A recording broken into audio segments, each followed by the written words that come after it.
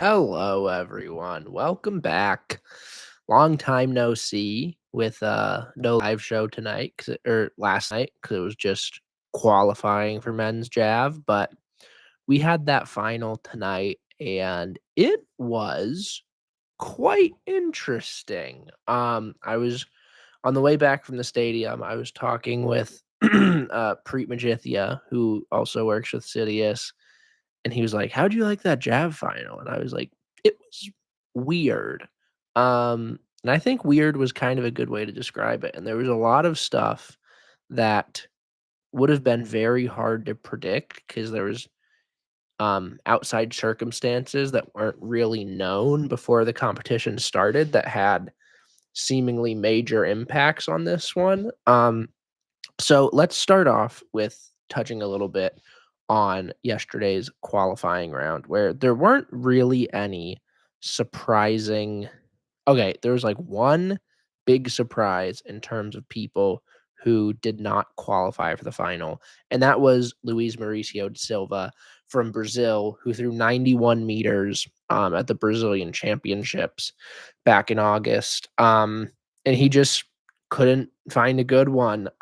His first two throws, I think, were mid 70s, and then he went out eventually at 81, place 19th. You also saw Yuta Sakayama, who threw. Did he throw the Japanese record when he threw 87 a couple weeks ago? I forget, but he threw 87 a couple weeks ago, and could not advance to the final in his home stadium. So that was unfortunate. But you look at a lot of the top dogs. Julian Weber threw on his second throw at 87.21. Niraj threw on his first throw at 84.85. Um, Arshad Nadeem took a couple tries to get there. His first two looked like really bad, but then his fifth one, he goes 85 to get the auto cue. Julius Yago got the auto cue on his first attempt, which was awesome to see. And then Anderson Peters went 89.53, which is absurd because Anderson hadn't really been having that great or that consistent of a season this year. Um, kind of on any front. Like I think he had like a couple diamond leagues where he like didn't even break 80. And for a guy that won Olympic bronze last year, like obviously that was quite stunning. But he comes out and he made a statement in this qualifying round that carried over pretty well into the final. You also had David Wegner of Poland throw a 2-meter PB to get the auto cue. Jakub Vadlich, who has only competed twice this year. I talked to him afterwards, and he ruptured his patellar tendon. I think he said in his left leg. Um, Sometime over the summer, I guess, or sometime this season. So that's the reason why he hasn't competed that much. But he hit a season's best of 84.11, made it into the final. And then the big one, you had Curtis Thompson making it into the final, going 84.72, getting the auto cue. Absolutely love to see that from Curtis. Like 84.72 is one of the best throws of his career.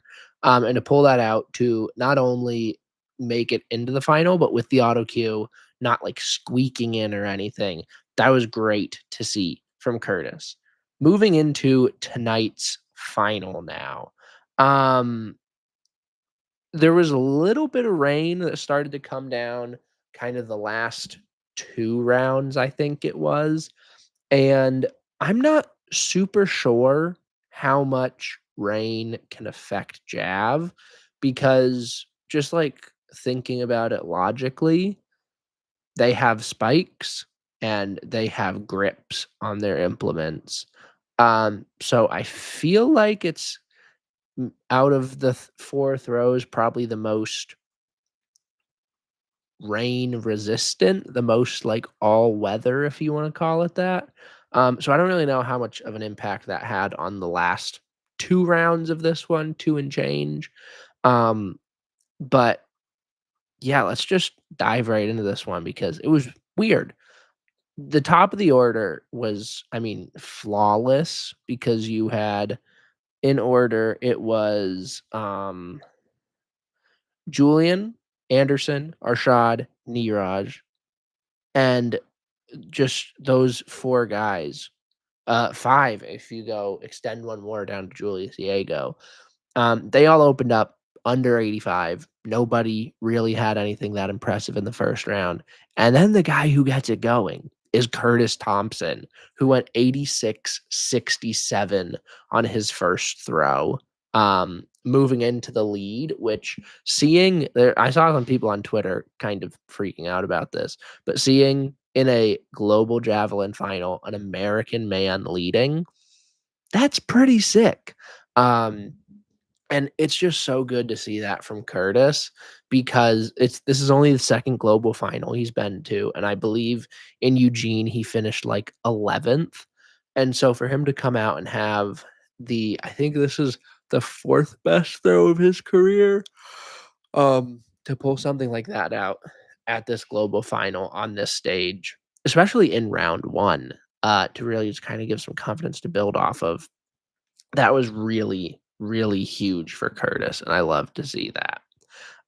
You get to round you also had oh, I forgot, you also had, Sachin Yadav of India, who went 86-27 in round 1. He ended up finishing 4th on the day, but, Sachin is a guy who's PB'd by about 3.5 meters this year already, and then in this competition, he PB'd by another, like, meter, and I think had 3 throws over his previous PB.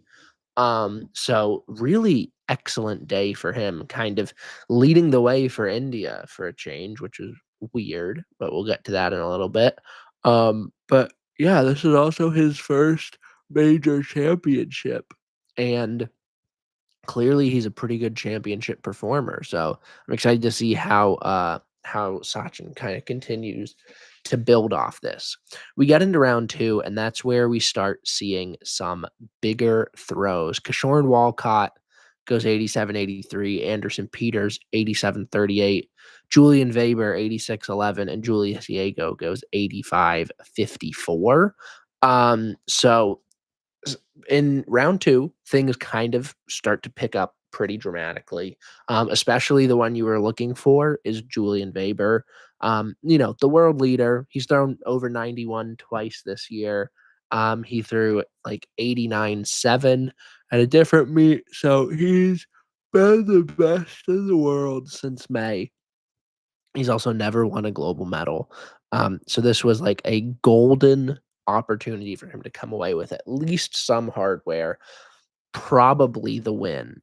Um, but he didn't open great. But then going out to 86-11 was pretty promising in round 2, but he ended up not managing to improve that throughout the rest of the competition. I did see, like, from things I, like, overheard in the mix zone and saw on Twitter, I think he might have, like, gotten food poisoning or some sort of sickness at the German team training camp, like, in the week leading up to this meet. If that is the case, that is just an absolutely brutal break. I mean, he's already a guy that, has 2 world 4th place finishes to his name. And they're like, "Alright, you've actually got a chance to medal?" They is like the fates right now. They're like, "You got a chance to medal? No, you don't. We're gonna get you very sick." So with that considered, like, it's still he's still through 86-11, I didn't get a chance to talk to him, so I don't know how severe that was or how much that, like, impacted training, if he was still dealing with any of that at all. But 86-11, 5th in the world is there are much worse outcomes for that than what Julian Weber ended up seeing play out. Kishore Walcott, his 87-83 in round 2 would hold up throughout the rest of the competition had he not gone 88-16 in round 4. And that means that Kishore Walcott is the 2025 world champion in the men's javelin, which is so unbelievably cool. Um, I interviewed Kishorn. I'll drop that in the comment or in the description down below. But he is such a nice guy. And he won an Olympic title in 2012 at 19. 13 years ago, he won an Olympic title, and he has not won international gold since then until tonight. And I mean, what a way to do it. Just a commanding victory from him. He ends up winning by almost a full meter. Anderson Peters took silver at 87.38, I think it was. And for Kishorn, like, it's just such a nice full circle moment. And it's also something very interesting about Kishorn is he's working this year with, I'm gonna butcher his last name, but Klaus Bartenites, I believe, is what his last name is. And he was Neeraj Chopra's old coach. And Neeraj left him for Jan Zalesny this summer or this offseason because apparently he was retired, but now he's apparently unretired and is working with Kishorn Walcott. Or no, Kishorn said he's still retired. He just helps Kishorn sometimes. I don't really know. But that's just an interesting little tidbit that you can learn more about in my interview with Kishorn Walcott, which, like I said, I'll link down below. But yeah, it's so special for him, and especially because he's rooming with Jareem Richards, who's a 400 runner, and like half an hour after Kishorn won his gold, Jareem ran in the 400 final and took silver, and so that is a very very happy apartment right now, is wherever those two are staying. Um, so for Kishorn, like, this is absolutely awesome. And also it was so validating for me that I put him as my bronze medal pick behind Julian and Neeraj. Um, you love to see that. Speaking of Neeraj, I guess we'll kind of get around to that now. He ended up in 8th with a best mark of 84.03, 2 other throws in the low 80s, and then 2 fouls. And this is his worst finish at any competition since the 2017 World Championships, where he failed to make the final. So it's very unfortunate. He did tell my understanding is that after the competition, he did tell Hindu media, um, that or he did tell Indian media, I should say. He did tell Indian media that he's been dealing with a back injury recently, and so that might have played a role in him going 2 months without competition leading into Zurich, and might explain some of the lack of marks we saw here, especially because like, this was, potentially his moment in like, we've seen from a lot of people these championships already, like, this could have been his moment in the stadium where he won for the first time, just filled with fans now. And it's unfortunate if it is in fact that back injury. Obviously, it's really unfortunate that's kind of robbing him of this opportunity. But I mean, Neeraj is Neeraj. He's gonna be back better than ever, and he'll start putting together. This is just gonna need to make him start another crazy streak, finishing inside the top 2 at meets. Arshad Nadeem finished 10th with a best mark of 82.75. Um, and I mean, he just didn't have a ton of pop, it looked like, from my vantage point. And part of that is probably it's hard to, do a good run up when you just recently had leg surgery. Um, but yeah, the Javs just weren't breaking Arshad's way tonight. So with that, like, the top 2 from the Olympics finished 8th and 10th, which is pretty surprising stuff. Jakub Vadlich, it was really great to see him make the final, but he bowed out early, finishing in 11th. Julius Yago, who threw 85-54 in round 2, and then I believe I overheard him say that it was on his crossovers in round 2 where he started to feel something, uh, somewhere in his lower body, I'm not sure exactly where. And then when he comes to round 3, he starts doing his run up and stops, comes to a full stop, like, halfway up the runway, and just kinda walks off, and then did not compete the rest of the night, did not take any more throws, which heartbreaking to see because at this point, like, he's 36, I think, like, we don't know how much longer he's still gonna be in the sport competing at this level, so to see something like that happen where he's kind of robbed of this opportunity because of injury, is pretty heartbreaking. And, we've kinda tiptoed around it enough. Let's talk about Curtis Thompson. So he hit that big one, 86-67 to open, and then just hung on to the roller coaster ride, and he ends up finishing 3rd, which means for the first time since Bro Greer in 2007, an American man won a global javelin medal. It was bronze in Japan, just like Bro's bronze in Osaka 18 years ago. But this was such a huge moment, and like it if it was gonna happen for anyone, if anyone was gonna break the streak, it was obviously gonna be Curtis. Um, he's just been such a great representative for us the last several years, winning national titles. Like I said, this was only his second global final, behind Eugene, but he's been competing well at these type of meets for years on end now. And seeing the season he put together, it was just a lot more consistent, a lot more maybe, like, sensibly built, if you wanna talk about peaking correctly, a lot more consistent than years we had seen from him before.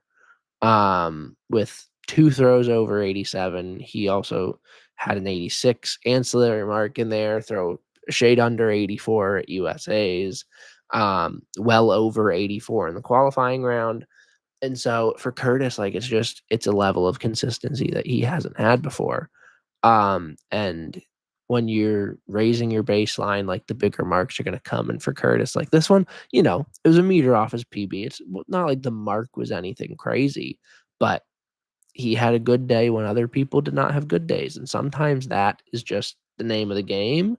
Um and so I'm so unbelievably pumped for Curtis to finally break that streak. And, I was talking about it with him in the mix zone and like American men's javelin throwing, there's a lot of exciting young talent in the pool right now. And so we're both excited to see where we kind of head on from here. Um, that is kind of a good roundup, I think, of this competition. I don't know how much I touched on Anderson Peters, but I mean, he had a great day. 87, 38 for silver, backed it up with an 86, his best day or I guess second best day of the season. Cause like I, it is a little frustrating, I assume, for him where you throw like 2 meters or you throw, yeah, like 2 meters better in qualifying than you do in the final.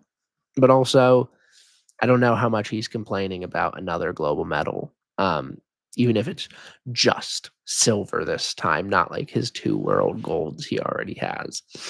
But yeah, that's about all I've got for men's jav. Tomorrow, I think we're not gonna do a live show either because I think it's just women's jav qualifying. And actually, maybe I will hop on just because I have absolutely no idea who the 12 women that are gonna make that final will be, because there's 27 women that could make that final. So, I might hop back on here tomorrow night, you never know. But for tonight, men's jav was fun, even if the marks weren't that big, but Curtis Thompson is a world bronze medalist. And that's an amazing thing to say out loud. So, thank you guys for watching. Please like and subscribe. Follow the Instagram at Paulie Throws, the Twitter at P Hoff Mahoney, and I will see you guys next time.